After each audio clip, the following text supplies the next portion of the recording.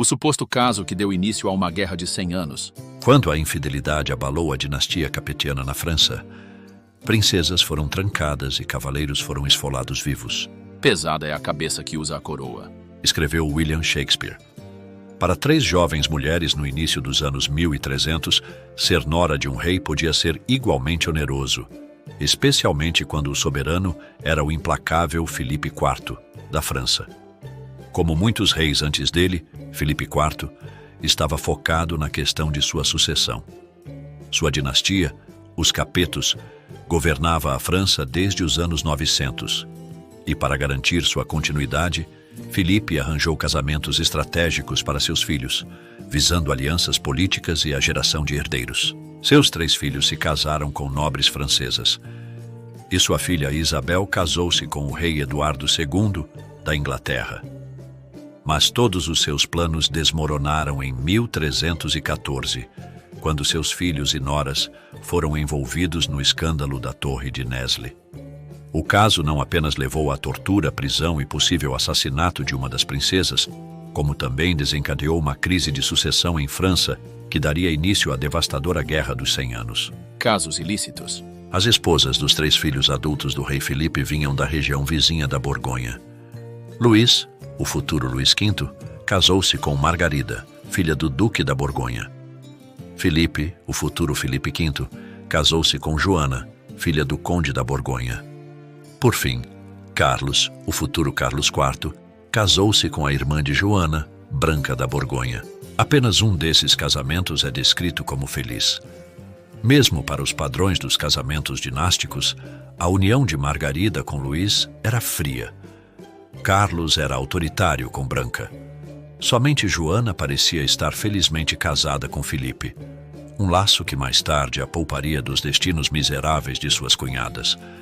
O escândalo começou em 1313, quando Isabel, filha do rei Filipe, visitou Paris com seu filho ainda bebê, o futuro Eduardo III, da Inglaterra. Vários cronistas relatam um espetáculo de marionetes durante o qual Isabel presenteou suas 3 cunhadas, Margarida, Branca e Joana, com bolsas de seda bordadas.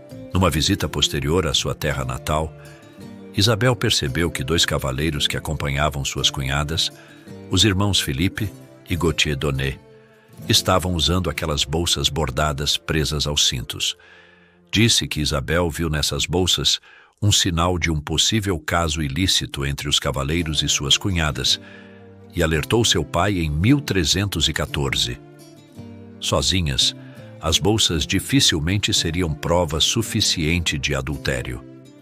No entanto, durante a Idade Média, quando mulheres ofereciam presentes como esses a cavaleiros, isso era frequentemente interpretado como um gesto de afeto.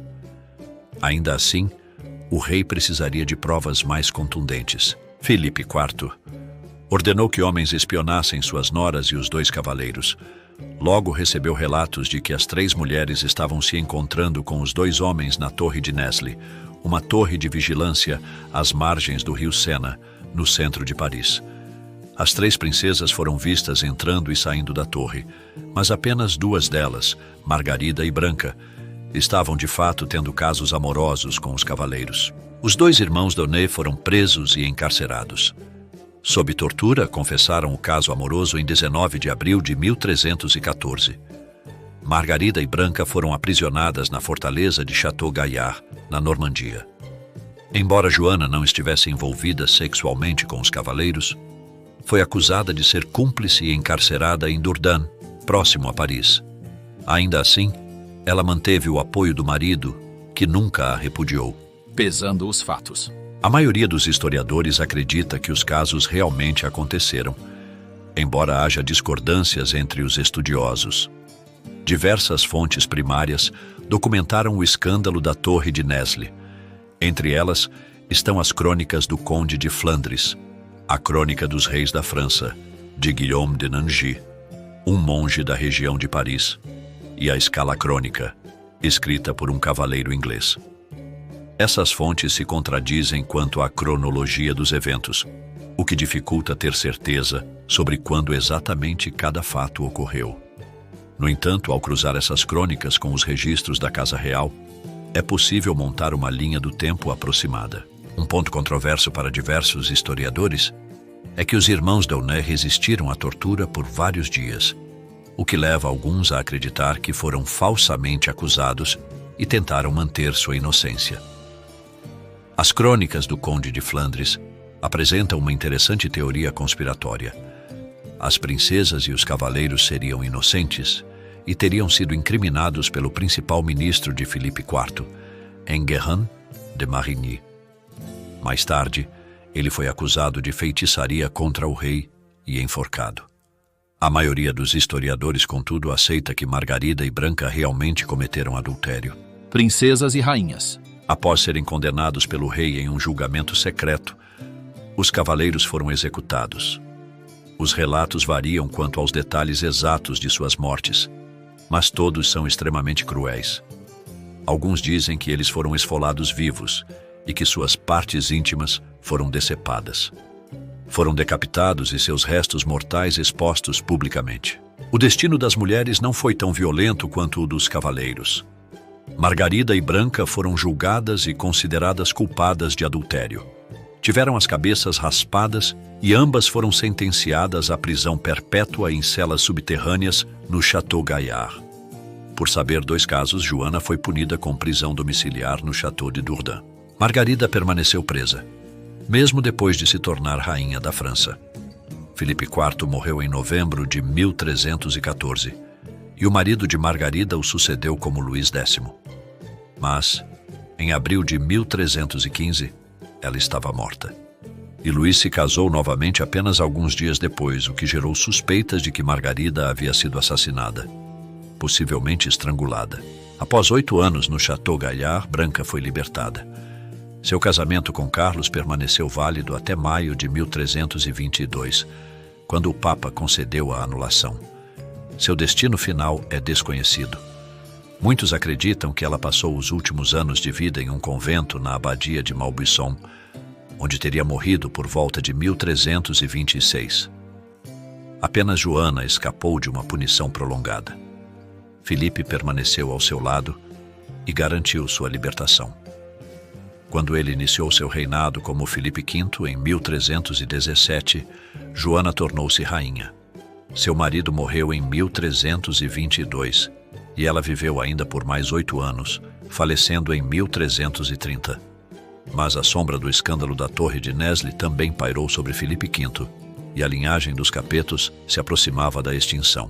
Todas as maquinações de Filipe IV para garantir sua dinastia estavam em frangalhos.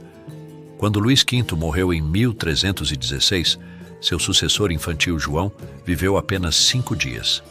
Filipe, marido de Joana, acabou sendo coroado como Filipe V, mas somente após usurpar o trono da sobrinha. Para justificar a tomada do trono, Filipe invocou a antiga lei sálica dos francos, que proibia uma mulher de ascender ao trono. Numa reviravolta irônica, Joana e Filipe V só tinham filhas. Então, a adesão à lei sálica significou que as filhas de Filipe V tiveram que ser preteridas em favor de seu irmão mais novo, Carlos, que assumiu o trono em 1322. Você gostou do vídeo? Ative o sininho para receber notificações toda vez que um vídeo for lançado. Você também pode colaborar com a gente, curtindo o vídeo e se inscrevendo no canal. Não custa nada e nos ajuda bastante. Se você quiser e puder, compartilhe o vídeo com seus amigos e conhecidos, ou com alguém que você acha que pode se interessar por esse conteúdo. Nos avalie. Entre em contato com a gente. Faça comentários. Diga o que você achou do vídeo e do conteúdo. Sua opinião é muito importante para nós. E não esqueça de voltar. Nos vemos em breve. Um forte abraço. Até lá.